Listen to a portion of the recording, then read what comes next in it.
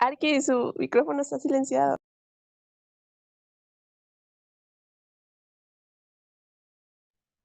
Mil disculpas, chicos, se salió el internet.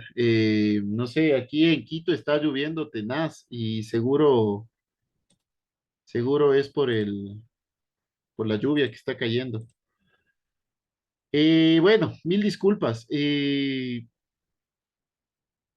Bueno, lo que les estaba diciendo, entonces, así es, no sé hasta dónde escucharon, no sé si es que alguien me puede dar esa retroalimentación, por favor.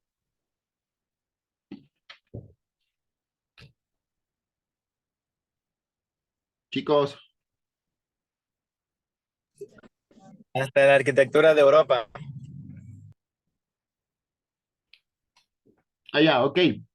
Eh, O sea, cómo se extendió hacia Europa. Bueno, entonces lo que les decía es que en Venecia se extendió a lo que es actualmente Rusia. Lo vamos a ver después a mayor detalle, sobre todo cómo se fue desarrollando en todos los países del occidente europeo. Pero también se dio un poco en el centro de Europa, ¿no? En esta Europa central, que es en Rusia, Croacia, Austria. Cómo se fue desarrollando también el Renacimiento. Eh, Algo que les quería decir y me olvidé al inicio de la clase cuando di esa introducción al Renacimiento, es que Giorgio Vasari, uno de los tratadistas que les hablaba aquí, no le he tenido como tratadista a Vasari, pero bueno, Giorgio Vasari, él es el que primero utilizó esta palabra renacimiento o el renacer o rinastasia en italiano, ¿no? Esta palabra renacimiento hablaba sobre el renacer de de esta cultura greco-romana. Y Giorgio Vasari la utiliza sobre todo para describir la ruptura con la tradición artística medieval, a lo que en muchos casos lo clasificaban lo calificaban como bárbaros, como una cultura de la barbarie. De hecho, el arte gótico proviene del godo. Godo es un apelativo hacia bárbaros, ¿no?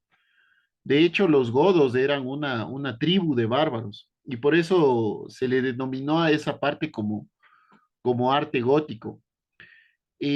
Vasari indicaba sobre todo que las artes en esa época medieval entraron en decadencia y, y al hundirse o al caerse el Imperio Romano, y solo habían sido rescatadas por los artistas en esta parte, en la Toscana italiana, es donde se empieza donde se mantuvo este tipo de arte y donde se empieza a renacer esta idea o a reformular esta idea de traer nuevamente la cultura greco-romana. Eh, Hay que pensar también que muchos autores utilizan este término del Renacimiento como una etapa o sí, como una etapa histórica. Pero si bien es cierto, el Renacimiento sí fue una etapa histórica, una etapa dentro de la historia, pero también el Renacimiento se continuó dando posterior a la culminación de esta etapa y también se daba un poco anterior al inicio de esta etapa. ¿Qué quiero decir con esto? Es que nosotros, históricamente, como cortes históricos, hablamos del Renacimiento más o menos desde el siglo XIV hasta el siglo XVI, más o menos. ¿Sí? Pero antes, es decir, en el siglo XIII, ya se ven los primeros vestigios del Renacimiento. Y posterior a esto, yo diría hasta en el siglo XIX, en el siglo XX, todavía se continuaba haciendo renacimiento. De hecho, es tan fuerte esta etapa histórica que después hay el neorrenacimiento o el clasicismo, que se da sobre todo en el siglo XIX. ¿Sí? Lo vamos a tocar más adelante. Pero este neoclasicismo es lo que también llega a América. Traen los españoles hacia América, ¿no? Esta etapa histórica del Renacimiento, muchos autores más bien no solo la ligan con el arte o con la arquitectura o con la escultura o con la pintura, sino también la ligan sobre todo con la ciencia. Con la ciencia, por ejemplo, lo que hizo Galileo Galilei. eh, y sobre todo le ligan con un renacer o con un cambio en la perspectiva humana o en el pensamiento humano. Las personas empiezan a olvidar de lo que fue la época medieval o tratan de olvidarse y tratan de generar o de traer los valores de la época greco-romana, estos valores democráticos, estos valores en la ciencia, estos valores en la matemática, estos valores en el arte, tratándose de olvidar sobre todo de la Edad Media precedente, ¿sí? Bueno, vamos a ver en cuanto a la historia, cronología y características. Bueno, y el Renacimiento tiene orígenes italianos, que ya lo vamos a ver. ¿Cuáles fueron sus coordenadas históricas? Como les dije, más o menos entre el siglo, o finales del siglo XIII, inicios del XIV, hasta el siglo XVI. Vamos a ver cuál fue la cronología entre Italia y Europa, cómo se desarrolló y las características generales. Lo que hemos hablado, ¿no? El Renacimiento tiene orígenes italianos. Eh, Se trata de utilizar los restos romanos. ¿Qué quiero decir con esto? Se trata de utilizar lo que sucedió en la época greco-romana. También se genera un espíritu clásico, románico y gótico, ¿sí? Pero en el Renacimiento, es decir, en las épocas precedentes en la arquitectura romana, románica y gótica, se trata también un poco de utilizar estos restos romanos. Pero en el Renacimiento más bien se trata de olvidar lo que se hizo aquí, ¿no? Y es un renacer de la cultura greco-romana. En cuanto a las coordenadas históricas, se dan entre el siglo o inicios del siglo XIV y finales del XVI. Pero ¿qué es lo que sucede aquí? Es que hay una nueva economía. Gracias a esta nueva economía hay una nueva sociedad. Esta sociedad genera unos nuevos intereses, intereses científicos, intereses culturales, artísticos, y estos intereses también generan un nuevo lenguaje. Es decir, los intereses se empiezan también a transmitir en la arquitectura, en la pintura, en la escultura, en otras ciencias como la medicina, en otras ciencias como las leyes, en otras ciencias como el humanismo. Se empieza a tratar a la persona como centro de todo, ¿no? Bueno, cronológicamente en Italia y en Europa, el Renacimiento se da en el Trecento o en inicios del siglo XIV. Este renacimiento es un proto-renacimiento, es un renacimiento muy temprano. Lo que quiero decir con esto es que todavía tiene muchos vestigios de lo que sucedía antes. ¿Qué sucedía antes? Era la arquitectura románica y la arquitectura gótica. Entonces, yo diría que en esta época, en el Trecento, si bien es cierto, es una época o una etapa de transición, pero no tenemos nosotros arquitectura que sea o que se pueda renombrar como un vestigio importante. De hecho, el Trecento se da en Pisa, en Siena y también en Florencia. En la etapa o en la época denominada como Cuatrocientos, que se dio en el siglo XV, aquí es el auge del Renacimiento, es la etapa de pleno desarrollo. Esta etapa se da principalmente en Florencia, ¿sí? Siena, Pisa y Florencia son ciudades muy cercanas. Por conectividad era por lógica que se iba a dar, el Trecento se iba a dar inicialmente ahí.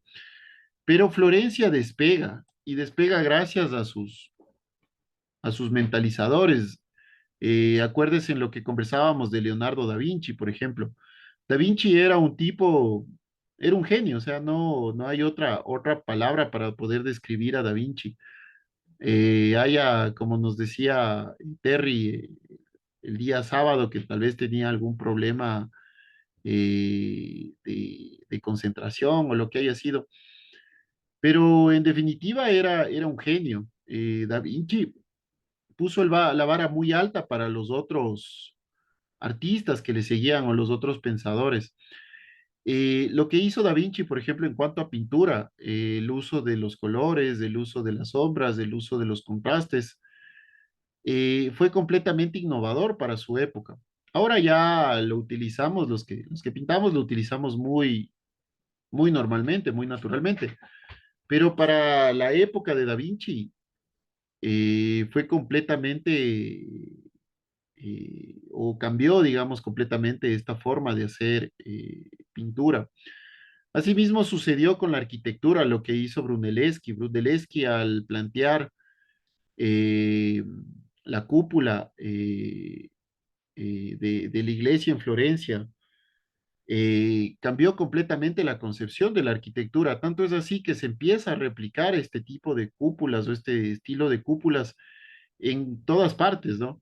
Entonces esto ayudó a que el Renacimiento se empiece a diseminar por toda Europa, sobre todo inicialmente por toda Italia y posteriormente por toda Europa. En el Cinquecento, que se da en el primer tercio del siglo XV, es el pleno Renacimiento. Entre el 400 y el 500, les doy como spoiler esto, el 400 se empiezan a utilizar figuras básicas, el cuadrado, el rectángulo, el círculo o medio círculo.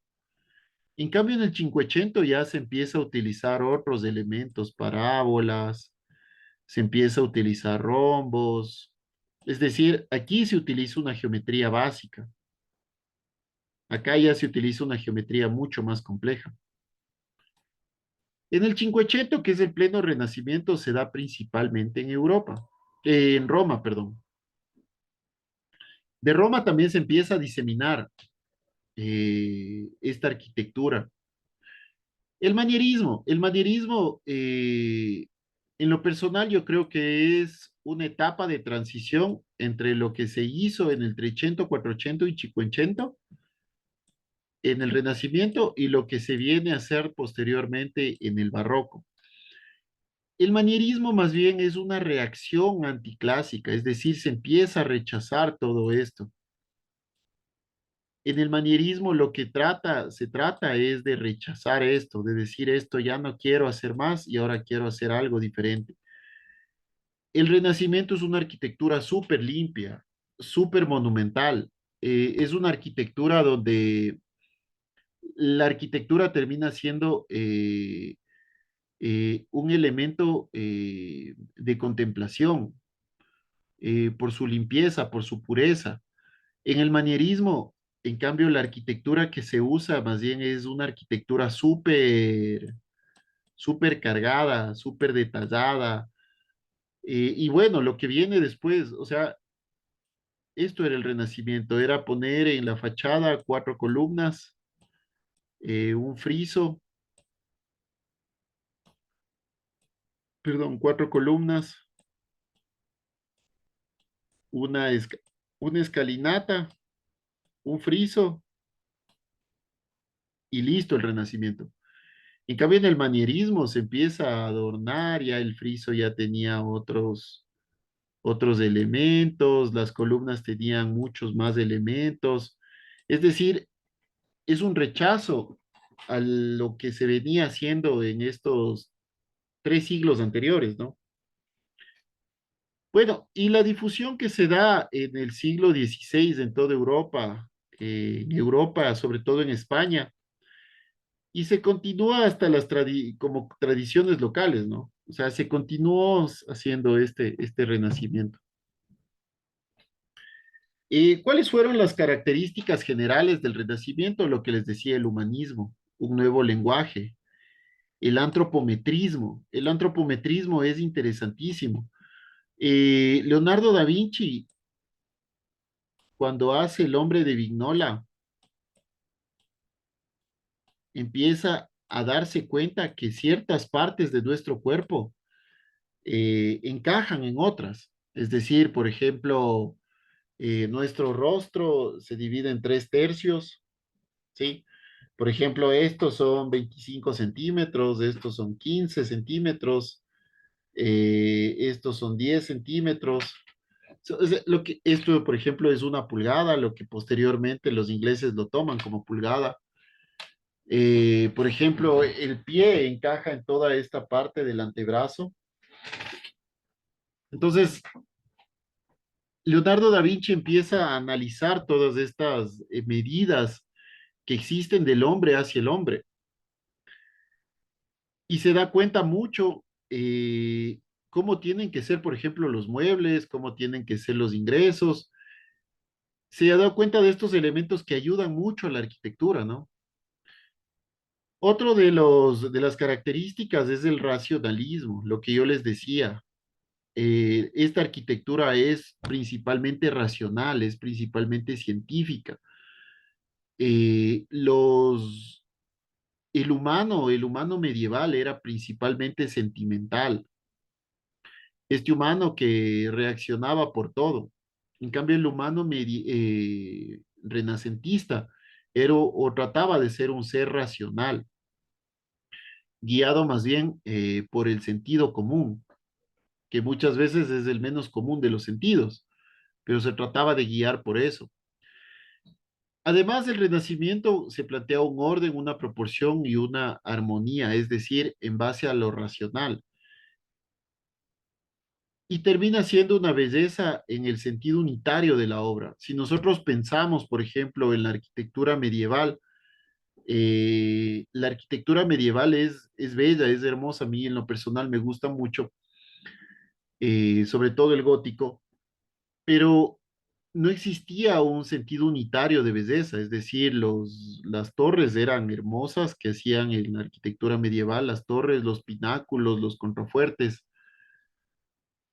pero terminaba siendo elementos unitarios de esta arquitectura. En el Renacimiento no sucede eso. Toda la arquitectura que se dé en el Renacimiento es una arquitectura unitaria. Esto es una arquitectura unitaria, todo termina siendo monumental, ¿no? Otra de las características es que el artista no esté en el anonimato. A partir del Renacimiento, los artistas ya empiezan a generar insignias en sus obras y ya se sabía de quién era, ¿no? Es decir, los artistas no, ya se los empieza a conocer. Otro es los mecenas. Estos mecenas son quienes coleccionaban, protegían e incentivaban hacia el arte. Los tratadistas, los mecenas son los que tenían el dinero, ¿no? Y los tratadistas son los que escribían los libros. Gracias a estos mecenas se generaron los teóricos del arte y ahora conocemos más a plenitud sobre el Renacimiento, por ejemplo. Conocemos más sobre el Renacimiento que lo que conocemos sobre la época medieval, por ejemplo. En el Renacimiento también se da... No. ¿Aló, aló? ¿Están ahí, chicos? Sí, Chicos, Arqui, ¿qué pasó? no sé, Sí, Arqui. se me colgó la presentación. Bueno, como les decía, en el Renacimiento hasta que reaccione creo que es el Zoom, no sé, o el PowerPoint que se me colgó. Eh, en el Renacimiento empiezan a nacer los prototipos de clásicos y de la naturaleza. Empieza a haber un naturalismo idealizado. ¿Qué quiero decir con esto? Es que en la época medieval, eh, en la época medieval, todo era enfocado hacia Dios, hacia el infierno, hacia los ángeles, pero en cambio en el Renacimiento, eh, más bien se trata de enfocar hacia la naturaleza. Es lo que les decía, por ejemplo, este uso de colores. Sí, espérenme un segundo que no reacciona el PowerPoint. Vamos a ver qué sucede. Chuta, chicos, mil disculpas. Hoy ha sido el día de los.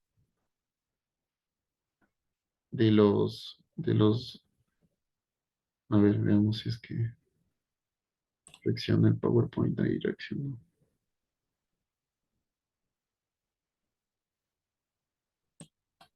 Es el computador el que está dando errores.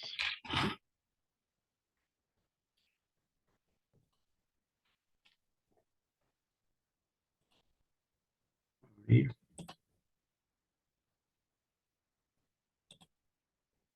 A ver, veamos. Sí, se abre.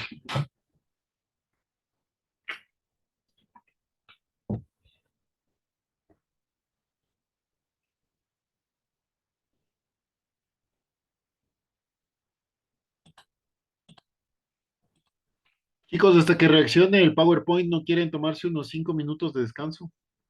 Nos vemos a las 6:55. ¿Les parece? Bueno, Arqui. Disculpen, ¿ah? Disculpen, algo le pasó al PowerPoint.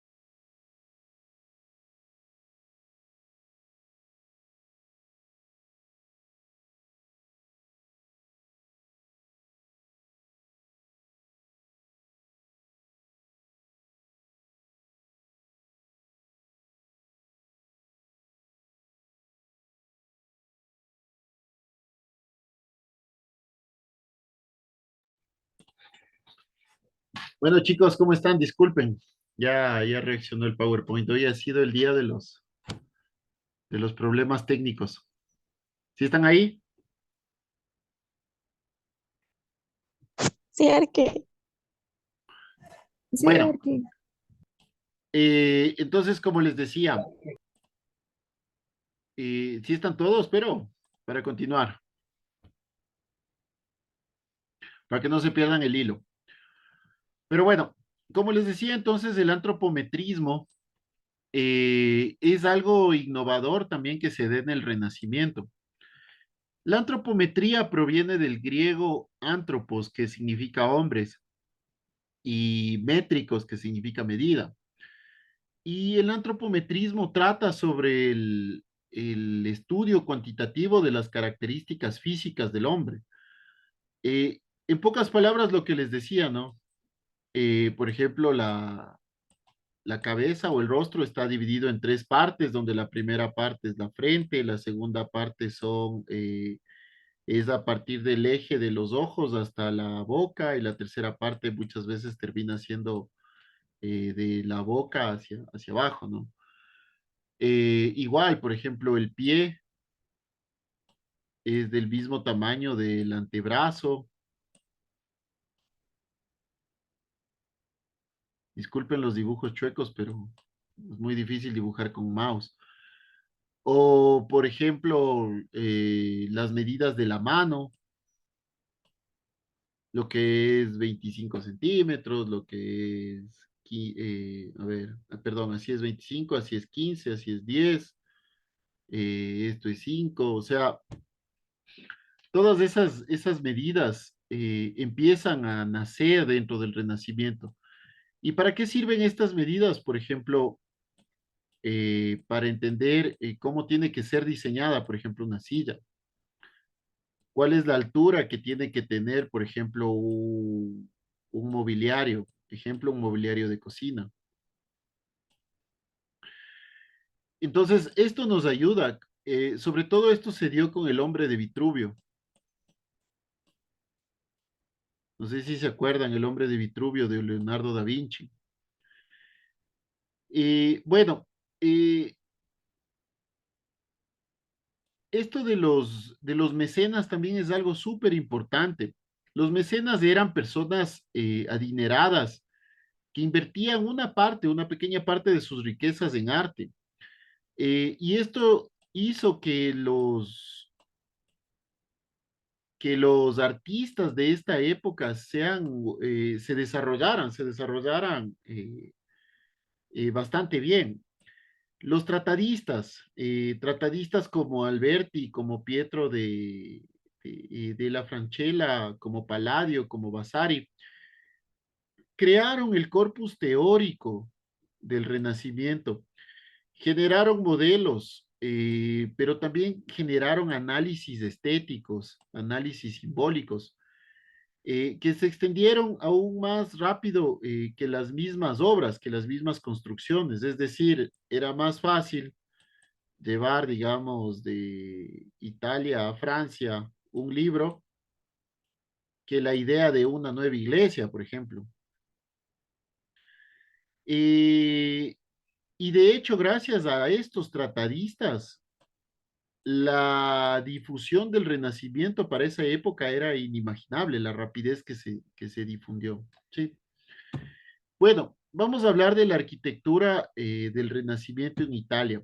Vamos a hablar de las características generales, los arquitectos del 480. El día sábado vamos a hablar de los arquitectos del 580, de los tratadistas del clasicismo y de la arquitectura manierista. La arquitectura manierista hace más bien referencia, o de dónde viene esta palabra. Eh, es una palabra que viene más bien denotada hacia este renacimiento tardío. Y es un estilo que termina siendo artístico y literario también, es decir, artístico de arquitectura, de escultura, de pintura, y literario, es decir, de obras, de novelas, de dramas, de teatro. y se caracteriza eh, por su rechazo a todo lo que sucedía antes, ¿no? Bueno, no sé si la palabra es rechazo, pero es un anticlasicismo, ¿sí? Y más bien esta arquitectura o lo que se hizo aquí era arquitectura súper limpia, sin tanto, sin tanto adorno, sin tanto ornamenta. Pero en cambio en el manierismo lo que se trata es de empezar a adornar esta arquitectura, ¿no? Bueno, las características generales de la arquitectura del Renacimiento en Italia es una reinterpretación de la arquitectura clásica. Se dan los órdenes clásicos como lo vimos. No es una copia de la arquitectura clásica, más bien se hace un revival y una reinterpretación. Y se da algunas modificaciones, es decir, se aplica lo que se hizo unos siglos pasados. En cuanto a, se dio también estudios científicos basados en la perspectiva y la idea de la proporción, basados en las formas geométricas y básicas, en las proporciones matemáticas y en el equilibrio entre planta y alzado.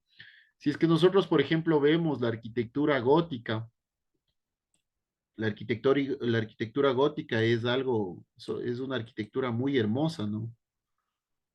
Pero termina siendo, digamos, algo así.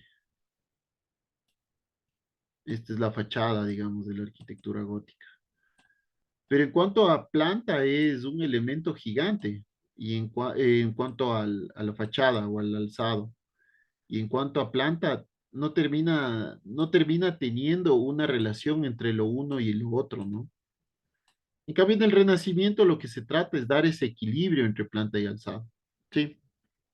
Acuérdense que en la arquitectura gótica la idea era ir hacia arriba para llegar o estar más cerca de Dios, ¿no? Bueno, ¿cuáles fueron los arquitectos del 480? Aquí vamos a ver principalmente tres de los principales exponentes. Vamos a ver a Filippo Brunelleschi, a Alberti y a Micheloso Michelozzi. Eh, Estos tres arquitectos del 480 revolucionaron toda la arquitectura del Renacimiento, sobre todo Brunelleschi con su propuesta de este domo en Florencia.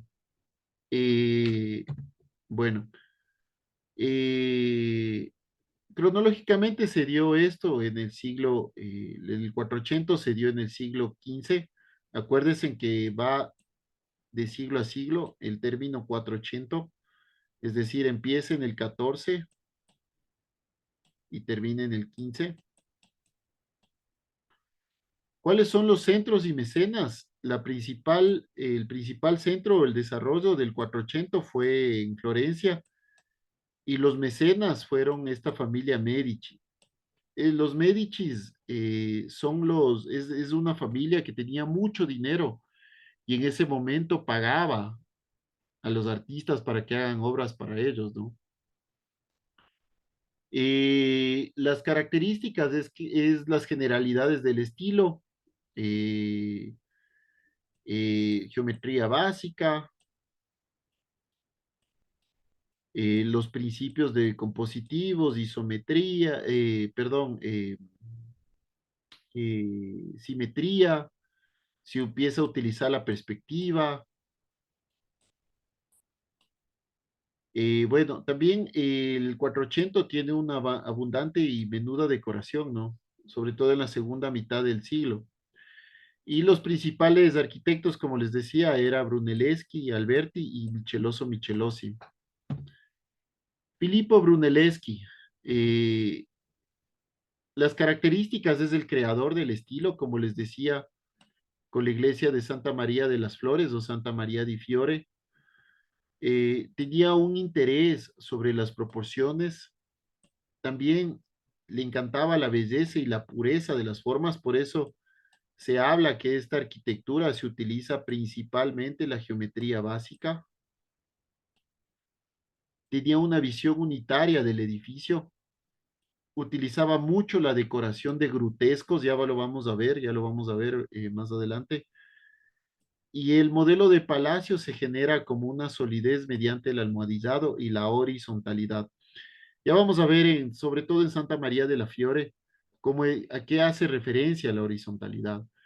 Pero bueno, o sea, un poco pensando en esto, el gótico era una arquitectura que se trataba más bien de la verticalidad, es decir, llegar hacia el cielo. En cambio, en el Renacimiento, lo que se trataba es de hacer una arquitectura horizontal, ¿sí? Un desarrollo horizontal. Bueno, y las principales obras de Filippo Brunelleschi fue la cúpula de Santa María de las Flores o Santa María de Fiore en Florencia, la iglesia de San Lorenzo y del Espíritu, la fachada del Hospital de los Inocentes, la Capilla Pazzi y el Palacio Pitti. Esta es la cúpula de Santa María de la Fiore. Como podemos ver, la idea de esto o de la iglesia es la horizontalidad. Eh, Como les decía, ¿no? La cúpula de Santa María de la Fiore es una cúpula hueca que tiene un revestimiento superior y un revestimiento inferior. Y aunque vista, como vemos aquí, Florencia es una ciudad plana, que no tiene edificios altos, y esta cúpula se podía, o lucernario se podía ver a lo lejos. Y esa era la idea. Por ejemplo, esta es la iglesia de San Lorenzo de Florencia. Aquí vamos a ver, este es un interior. No sé si tengo la fachada, pero este es el interior y se puede identificar tranquilamente las proporciones que se utilizan en la planta. Se trata de utilizar las mismas proporciones en planta y en fachada, ¿sí? Se trata de utilizar las mismas proporciones en cuanto a planta y a fachada. Y vemos también aquí, por ejemplo, el uso de los arcos de medio punto o de medio círculo. Y no es una arquitectura que sea muy adornada, ¿no? Bueno, esta es la iglesia del Santo Espíritu de Florencia, o la iglesia del Santo Espíritu. Igual, por ejemplo, aquí vemos, esta es la famosa cruz latina. La cruz latina se define porque una de sus puntas es mayor a sus otras tres puntas. Lo contrario de la cruz latina, que también se utilizaba, es la cruz griega, donde las cuatro puntas tienen la misma distancia, ¿no? Y así se construyó, por ejemplo, la iglesia de... ¿Se me fue el nombre? La iglesia donde está el Papa, la iglesia de San Pedro. Aquí vemos, por ejemplo, la fachada del Hospital de los Inocentes de Florencia, el uso de arquitectura básica, ¿no? Triángulos en los frontones, cuadrados o rectángulos en las ventanas, arcos de medio punto. Esta es la Capilla Pazzi de Florencia. Aquí se trata de generar un atrio. Esto es un atrio o un ingreso previo, ¿sí? Que también es espacio público. El atrio termina siendo un espacio cubierto pero abierto. Es cubierto, pero termina siendo abierto. Entonces, con esto, Filippo Brunelleschi lo que hace es desapegar las columnas de la fachada, o se genera una segunda fachada, digamos.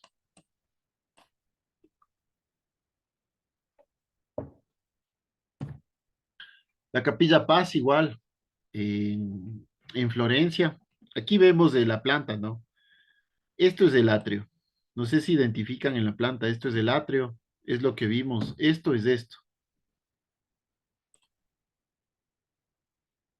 Esto, es de esta parte. ¿Sí? Estas son las columnas que le desapegan de la fachada. Esto es la cúpula. Y como vemos, hay una proporción entre alzados y fachadas. Perdón, entre fachadas y plantas. Esta es la fachada y esta es la planta. ¿Sí? Se inventa también Filippo Brunelleschi estos elementos que se llaman pechinas, que es para soportar lo que venía acá, que es la cúpula. Bueno, ya para ir cerrando lo de Brunelleschi, este es el Palacio Pitti de Florencia. Estos palacios lo que intentan es, y lo vamos a ver, ¿no? Con más palacios, es, eh,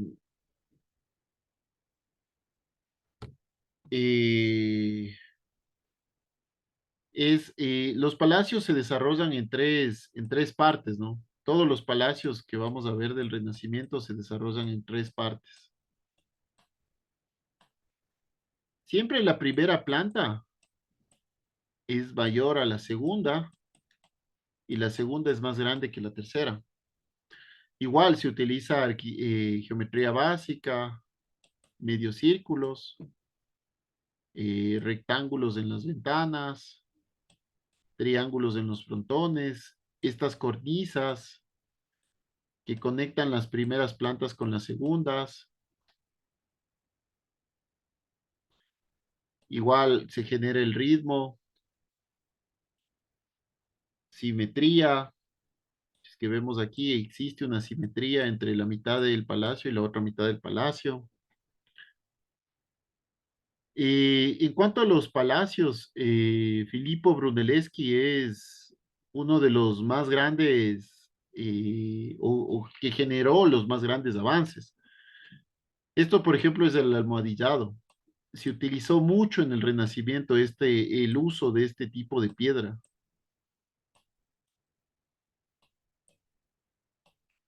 Este es el almohadillado en las fachadas. Se utilizaba mucho.